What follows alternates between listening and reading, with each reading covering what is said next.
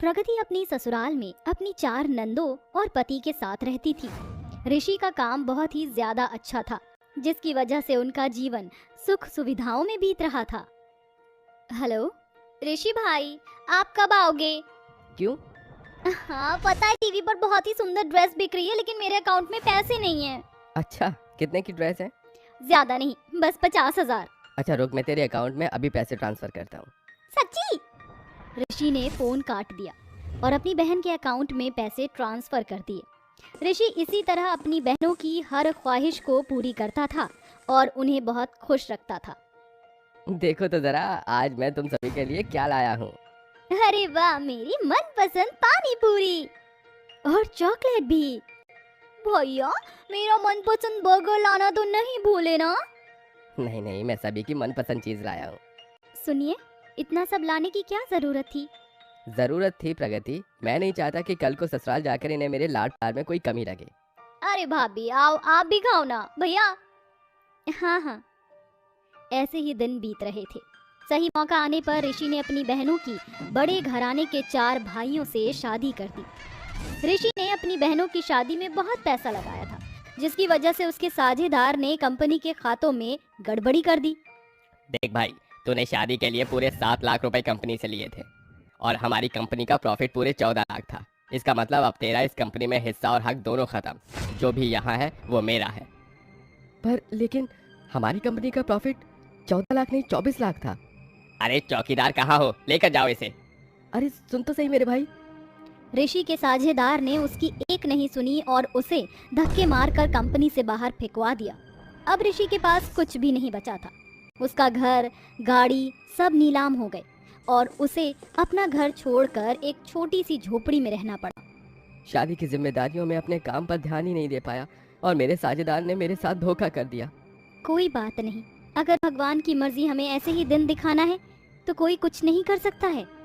जानता हूँ, लेकिन प्रगति अब मैं हमारे पेट पालने के लिए क्या करूँगा? सब ऊपर वाले पर छोड़ दीजिए, कोई ना कोई रास्ता जरूर निकलेगा। ये बातें छोड़िए, और जो मेरे पास कुछ जुड़े हुए पैसे थे, मैं उनसे खाने का सामान ले आई थी, तो आप खाना खा लो। प्रगति ने वहीं अपनी कुटिया के बाहर एक छोटा सा चूल्हा बना लिया और अपने पति को उसी चूल्हे का खाना खिलाया। एक तरफ भाई गरीबी से जूझ रहा था, तो वहीं दूसरी तरफ बहनों को इस सब का होश भी नहीं था। वो चारों ही अपनी अमीरी में मगन थी। ऐसे ही झोपड़ी में रहते हुए कुछ दिन और बीते। अब प्रगति गर्भवती हो चुकी थी और ऋषि की सेहत भी खराब हो गई थी। प्रगति के सभी जोड़े हुए पैसे ऋषि की दवाई लाने में खत्म हो गए, लेकिन उसकी तबीयत को कोई आराम नहीं लगा। प्रगति, मैं कोई काम ढूंढे।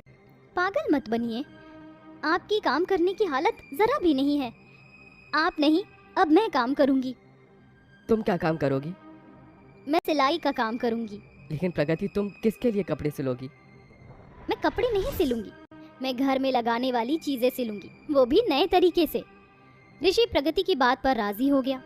अगली सुबह प्रगति ने थोड़े पैसों का इंतजाम करके एक बड़े सफेद कपड़े का थान और काफी चीजें खरीद ली। उसने सबसे पहले कपड़े से पर्दे बनाए। ये क्या है? पर्दे हैं। इतने प्लेन पर्दे? हाँ, बस देखते रहिए।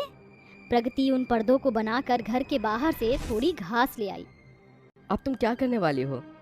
ओहो, आप कितने सवाल करते हो, अभी शांत रहिए।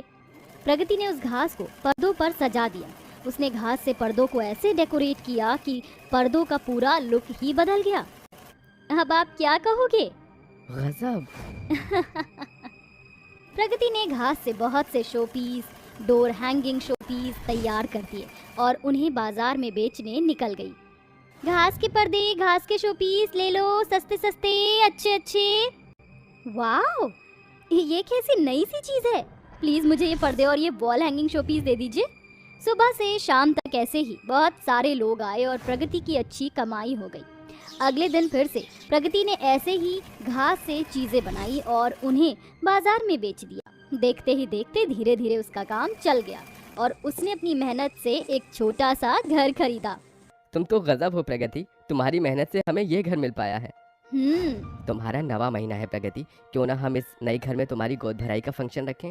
जरूर। प्रगति ने अपनी नंदों के पास फोन मिलाया। ननद जी, आज आपकी भाभी की गोद भराई है। कौन सी भाभी? अरे ऐसे गरीबों से हम बहनें कोई भी मतलब और वास्ता नहीं रखती हैं। तुम हमारी भाभी नहीं हो और ऐसे गरीबों के फंक्शन में आकर हम तो कभी अपनी इमेज को खराब नहीं करेंगे। कोई सी भी ननद गोद भराई में आने को तैयार नहीं हुई और ऋषि और प्रगति ने पड़ोसियों को बुलाकर गोद भराई का फंक्शन किया। इसी तरह कई दिन बीत गए। चारों ननद अपने भाई को बिल्कुल भूल चुकी थी कि एक दिन उनके पतियों की कंपनी में आग लग गई और उनका पूरा कारोबार ठप हो गया। ये क्या हो गया रिया? पता नहीं दीदी, अब हम कहाँ जाएंगे? पता नहीं, अब मेरा मुंह नहीं है कि मैं अपने भाई के घर जाऊं। मेरा भी। चारों बहनें अपने पतियों के साथ एक छोटे से मिट्टी के घर में चली गईं और वहां गुजारा करने लगी। एक तरफ उनके हालात इतने खराब थे तो वहीं दूसरी तरफ प्रगति के काम में तरक्की हो रही थी और उसने अपनी मेहनत से एक बहुत बड़ा घर खरीद लिया था। अब प्रगति का बच्चा भी दुनिया में आ चुका था। प्रगति, इस बच्चे ने हमारे जीवन में और भी खुशियां बनी हैं। ये हमारे घर की लक्ष्मी है। इसी की वजह से ये बड़ा घर बन पाया है। तो चलो गृह प्रवेश करते हैं। गृह प्रवेश से पहले आज फिर से क्या मैं शेफाली दीदी और बाकियों को कॉल करूं? मर्जी है वैसे। एक बार करके देखते हैं। प्रगति ने ऐसे बोलकर अपनी नंदों को बुलाया। उसके एक कहने पर वो चारों आने को तैयार हो गईं। अजीब है, आज ये इतनी आसानी से कैसे मान गई? जो भी हो, कुछ देर बाद फटी पुरानी हालत में चारों ननद और उनके पति प्रगति के घर पहुंचे। ऋषि और प्रगति उन्हें ऐसी हालत में देख चौंक गए, लेकिन वो कुछ नहीं बोले। कथा वगैरह हो जाने और मेहमानों के चले जाने के बाद प्रगति ने पूछा, शेफाली, रिया, बेला और महक, ये कैसे हुआ?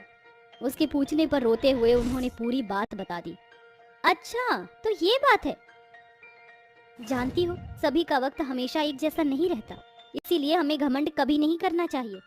लेकिन तुम परेशान मत हो, तुम मेरे पास मेरी मॉडल्स की तरह काम करके अपने हालात बदल सकती हो। शुक्रिया भाभी। उसकी नंदे अपनी भाभी की अच्छाई देखकर बहुत खुश हुई। हम रक्षाबंधन पर भी नहीं आए थे। भैया, ये रही आपकी राखी। चारों बहनों ने अपने भाई को राखी बांधी। अब हमारा तोहफा कहाँ है? तोहफा यहाँ है।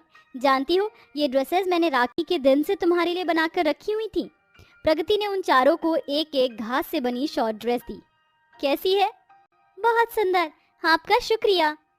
सभी ने इसी तरह खुशी खुशी मिलकर गृह प्रवेश के बाद बातें वगैरह की। प्रगति की नंदों को जब बाहर वालों ने घास की ड्रेस पहने देखा तो वो सभी को पसंद आई, जिसकी वजह से प्रगति के ग्राहक बढ़ गए।